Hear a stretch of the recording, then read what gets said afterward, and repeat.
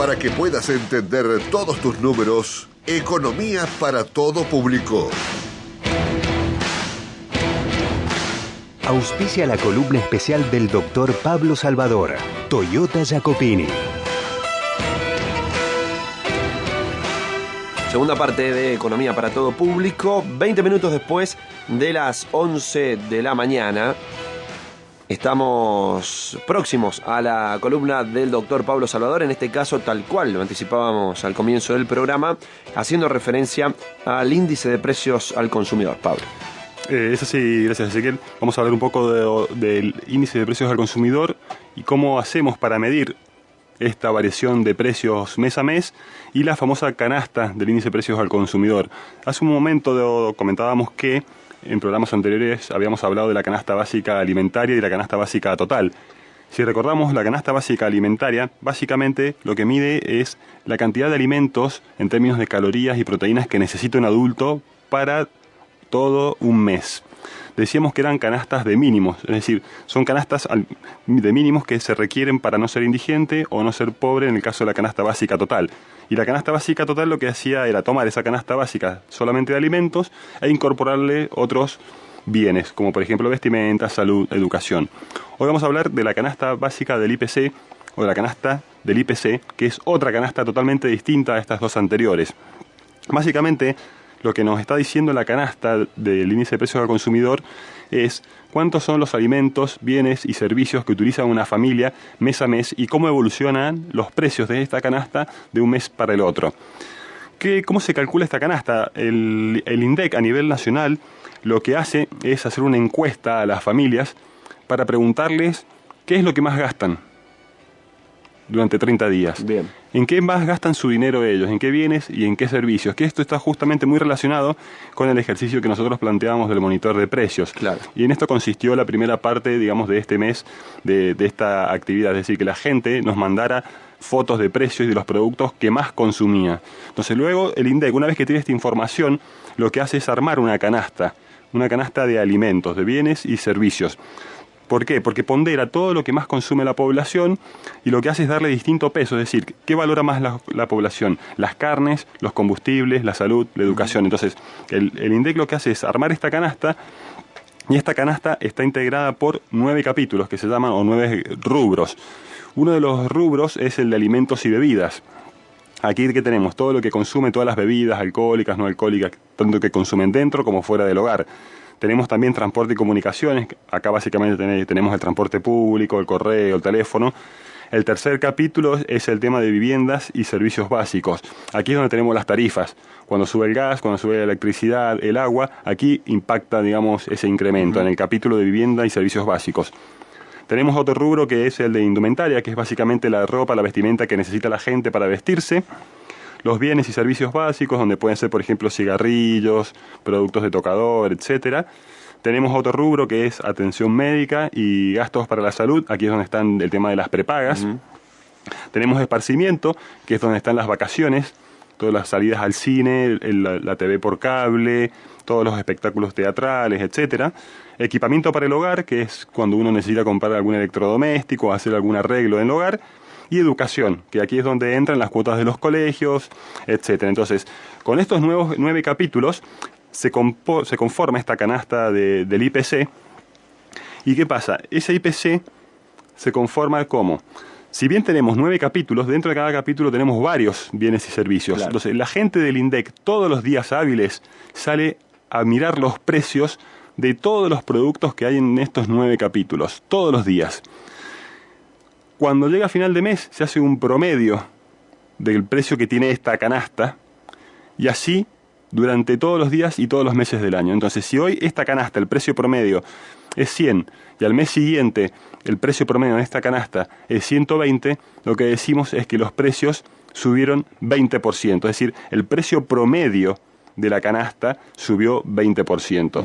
Si los precios de esta canasta, o si el precio promedio de esta canasta de un mes a otro baja, decimos que los precios cayeron, ¿sí? Si los precios de la canasta suben, lo que estamos diciendo es que el dinero tiene menos poder de compra. Que nosotros lo que tenemos en el bolsillo nos alcanza para comprar menos. Si el precio promedio de esta canasta baja, lo que decimos es que nos rinde más. Y esto fue lo que pasó, si vos recordás, por el tema de los ajustes tarifarios en agosto y en mayo, cuando se dio marcha atrás con el aumento de las tarifas, que el IPC mostró que era negativo y mucha gente empezó a hablar de deflación. Bueno, esto no fue deflación, lo que teníamos era que los precios, digamos, habían caído en promedio de un mes con respecto al otro. Si nos acordamos, el mes de agosto, el mes de julio, perdón, la inflación en Mendoza fue de 2% y a nivel nacional fue el 1,7%. Esto quiere decir que entre junio y julio la canasta esta se incrementó 2% en Mendoza y 1,7% a nivel nacional. Entonces muchas veces cuando uno habla de la canasta del IPC hay que prestar atención a los rubros, porque si vos te acordás, cuando estamos en temporada alta, digamos, de invierno o de verano, hay un rubro particularmente que salta mucho, y es el de esparcimiento. ¿Sí? Este rubro siempre, en julio y en enero, pega el salto, porque ahí está el tema de las vacaciones. Y por eso cuando estamos en enero y en julio, cuando sube el IPC, uno de los componentes que hace subir ese IPC es el esparcimiento. Por ejemplo, ahora el gobierno acaba de anunciar que para el mes de septiembre va a haber un incremento en la atención médica y salud y en el tema de los colegios privados. Por lo tanto, cuando salga el IPC de septiembre, que esto va a ser, digamos, aproximadamente el 10 de octubre, vamos a ver que dentro de estos 9 componentes, el componente, digamos, educación y atención médica y salud va a ser más alto de lo normal. ¿Por qué? Porque ya están pautados estos dos incrementos. Pablo, a partir de lo que estás explicando, algunas dudas por ahí básicas que me surgen, hablar de índice de precios al consumidor termina siendo un sinónimo del índice de inflación. Muy buena la pregunta. Mira, cuando nosotros hablamos de cambio de precios de mes a mes, decimos variación de precios o variación del IPC. Para hablar de inflación, tenemos que ver que todos los precios de la economía suban durante al menos 6 meses seguidos. Si este IPC tiene 6 meses seguidos de incremento mes a mes, ahí podemos decir que hay inflación. Y esto viene a colación de lo que yo te hacía mención hace un momento, de que la gente habló de deflación hace 3 o 4 meses cuando el IPC fue negativo. Para hablar de deflación sucede lo mismo. Podemos decir que hay deflación en la economía cuando el IPC tiene variaciones negativas durante al menos 6 meses seguidas. Si tiene alguna variación negativa puntual, 1 mes, 2 o 3 meses en el año, no podemos hablar de deflación, y si son positivas 2 o 3 meses tampoco podemos hablar de inflación. Pero en Argentina recordemos que llevamos un largo periodo con variaciones positivas y por eso hay inflación. Lo que sí estamos viendo, que también, como hemos mencionado en programas anteriores, que estamos en un proceso de desinflación. Esto quiere decir que si bien seguimos teniendo inflación, la inflación es cada vez menor. Es decir, hay aumento de precios, pero en menor proporción. Exactamente, los precios siguen aumentando, pero cada vez aumentan un poco menos. Bien, ¿y la definición de deflación entonces sería similar? Y la deflación es al revés, es cuando estos precios vienen bajando, la variación mes a mes es negativa. ¿Cuál es el problema de la deflación? Porque no es buena ni la inflación ni la deflación. La deflación no es buena, ¿por qué? Porque significa que la gente no está consumiendo. Si la gente no está consumiendo, las empresas no están vendiendo. Entonces, si las empresas no venden, dejan de producir. Si las empresas dejan de producir, ¿qué hacen? Suspenden temporalmente a sus trabajadores, a sus empleados, porque no tienen que producir, no hace falta que produzcan porque no pueden vender. Primero son suspensiones temporales de empleo. Como la cosa sigue mal, la gente sigue sin consumir, la gente espera que los precios sigan bajando, no consume, las empresas siguen sin producir, ya no solamente suspenden a los trabajadores, sino que los despiden. Y esto hace que el consumo caiga aún más. Por eso decimos que la deflación tampoco es buena en la economía. Ni la inflación ni la deflación son saludables para una economía. Bien, bueno, un poco de clases, de conceptos básicos económicos de Pablo Salvador. Muy interesante, definitivamente.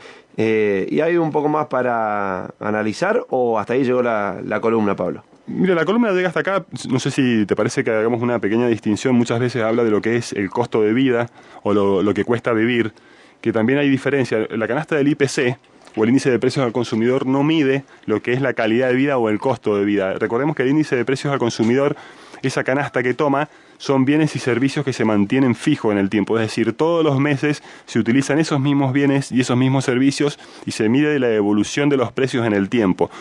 El costo de vida, lo que hace la gente es adaptarse a nuevos productos, a nuevos servicios para mantener su estándar de vida. Es decir, puede cambiar de productos, puede cambiar de marcas para mantener su nivel. Por lo tanto, no es lo mismo hablar de índices de precios al consumidor que de costo de vida. Bien, clarísimo para cerrar la columna de índices de precios al consumidor que nos brindó, en este caso, y una vez más, como siempre, el doctor en economía Pablo Salvador. Estamos cerrando este bloque de economía para todo público, no sin antes mencionar que, recuerden, ya hay un ganador del monitor de precios, como lo veníamos anticipando desde el comienzo de este programa, desde inicios del mes de agosto, y a partir de ello sepan que sobre el final lo vamos a estar mencionando y anunciando al ganador que se ha sumado a esta propuesta y que va a hacer uso del tour de compras a Chile, gentileza de Punto Viajes. 11:30 de la mañana en todo el país. Estamos en la red en Economía para Todo Público hasta las 12. Auspicia la columna especial del doctor Pablo Salvador, Toyota Jacopini.